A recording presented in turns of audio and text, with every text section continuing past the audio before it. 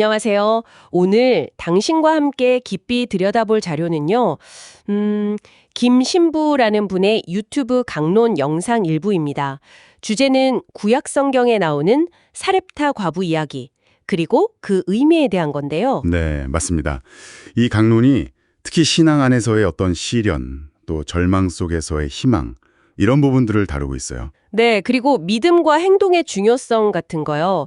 듣다 보면 꼭 우리 각자의 삶, 또 신앙 여정을 돌아보게 만드는 그런 내용들이 담겨 있더라고요. 그렇죠. 이 강론은 그 삶을 여행에 비유하면서 시작하죠. 우리는 잠시 이 땅에 파견된 존재이고 여기서 좋은 추억이나 선행을 쌓는 게 중요하다. 뭐 이렇게 말하거든요. 아, 선행을 쌓는 것. 네, 그게 나중에 하느님 앞에서 우리의 기름이 될 거다. 이런 비유를 쓰세요. 영적인 자산 같은 거죠. 흥미로운 시작이네요. 기름이랑. 그럼 이 강론의 핵심 메시지는 뭘까요? 역시 사렙타 과부 이야기가 중심이겠죠. 네, 아무래도 그 이야기가 가장 중요하게 다뤄집니다. 열왕기 상권 17장에 나오는 엘리야 예언자하고 사렙타 과부 이야기인데요. 배경이 아주 극심한 가뭄 시기였어요. 정말 먹을 게 없단 때죠. 네네. 그때 엘리야가 이방 땅인 사렙타에서 한 과부를 만납니다. 근데 이 과부가 정말 마지막 남은 밀가루 조금, 기름 조금으로 빵을 만들어서 아들이랑 먹고 그냥 죽으려고 했던 참이에요. 아, 정말 마지막 한 끼였군요. 모든 희망을 놓아버린 상태. 네, 이거 먹고 죽을랍니다 할 정도로 절망적이었던 거죠.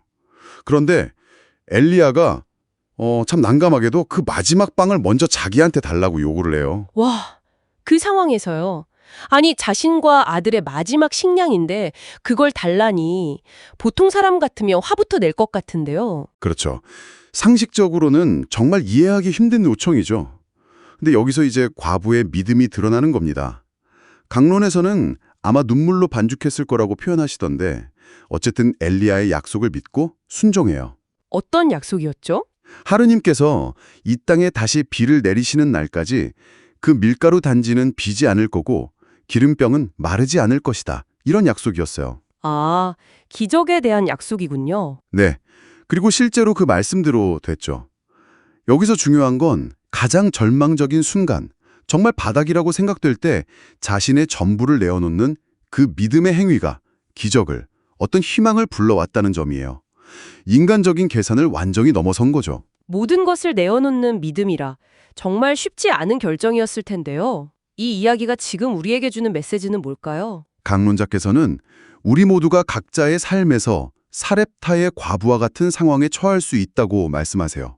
뭐 재정적인 어려움이 극심할 때, 아니면 관계가 완전히 끊어졌을 때, 자녀 문제로 정말 고통스러울 때, 현대 사회의 여러 고통들과 연결시키는 거죠. 네. 누구나 삶의 무게에 짓눌려서 아, 이제 정말 끝인가 보다 하고 포기하고 싶을 때가 있다는 거군요. 맞습니다. 그래서 이 이야기가 시대를 넘어서 계속 울림을 주는 거겠죠. 그런데 이야기가 여기서 끝나지 않잖아요. 그 과부의 아들이 갑자기 병들어 죽게 되죠. 기적을 체험했는데 더 큰 시련이 온 거네요? 네, 맞아요. 더 큰 시련이 닥치죠. 이게 또 중요한 포인트인데 믿음의 길이라고 해서 시련이 없는 게 아니라는 걸 보여주는 거죠. 하지만 결국 엘리야의 기도를 통해서 아이는 다시 살아납니다.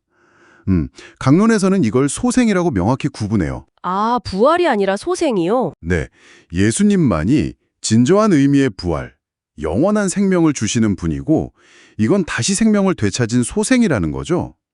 즉 믿음의 여정에는 계속 어려움이 따르지만 그럼에도 불구하고 하나님은 결국 생명을 회복시키신다. 이런 희망을 보여주는 겁니다. 믿음과 행위, 시련과 희망, 정말 많은 걸 생각하게 하네요. 혹시 이 강론에서 또 강조된 다른 메시지들이 있었나요? 네, 몇 가지 더 있었습니다. 우선 심령 기도의 중요성을 이야기해요. 정해진 기도문이 아니라더라도 그냥 마음으로 언제든 하느님과 대화하는 거죠. 아, 형식 없이 마음으로 드리는 기도. 네. 그리고 또 하나는 에페소서 말씀을 인용해서 분노를 해질 때까지 품고 있지 말아라. 빨리 용서하라는 가르침이에요. 악마는 우리가 계속 화를 품고 있기를 바란다는 그런 비유를 쓰시면서 즉각적인 화해와 용서가 얼마나 중요한지 강조하시더라고요. 네, 부정적인 감정을 오래 두지 말라는 거군요. 그렇죠. 그리고 또 하나 흥미로운 건 긍정적인 생각이 현실을 바꿀 수 있다는 이야기도 잠깐 언급하세요. 그 물 결정체 이야기 아시죠? 아, 네. 좋은 말을 들려준 물은 결정이 아름답고 나쁜 말을 들려준 물은 결정이 깨진다는 그 실험 말씀이시죠? 네, 맞아요.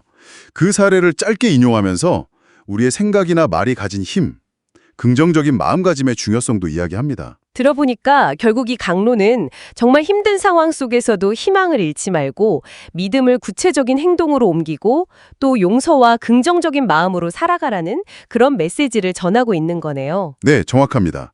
사렙다 과부처럼 내가 가진 게 정말 보잘것 없어 보일지라도 그걸 기꺼이 하느님께 내어놓고 또 이웃과 나눌 때 예상치 못한 방식으로 채워주실 거라는 그런 믿음을 이야기하는 거죠. 네. 그리고 마지막으로 강조하는 건 이 모든 걸 혼자 하는 게 아니라 공동체 안에서 함께 하라는 거예요. 듣는 우리 스스로가 당신이 속한 공동체, 특히 어려움을 겪는 주변 사람들을 위해서 기도하고 또 작은 거라도 봉사하면서 희망을 만들어가는 주체가 되라는 격려죠. 네. 희망을 만들어가는 주체. 네. 당신이 바로 그 희망의 전달자가 될 수 있다는 겁니다. 오늘 당신의 삶에서 마지막 남은 한 줌의 밀가루는 무엇인가요? 어쩌면 그것이 절망의 끝이 아니라 당신과 또 다른 누군가에게 정말 예상치 못한 희망을 피워낸 씨앗이 될 수도 있지 않을까요? 한 번쯤 생각해 보시면 좋겠습니다.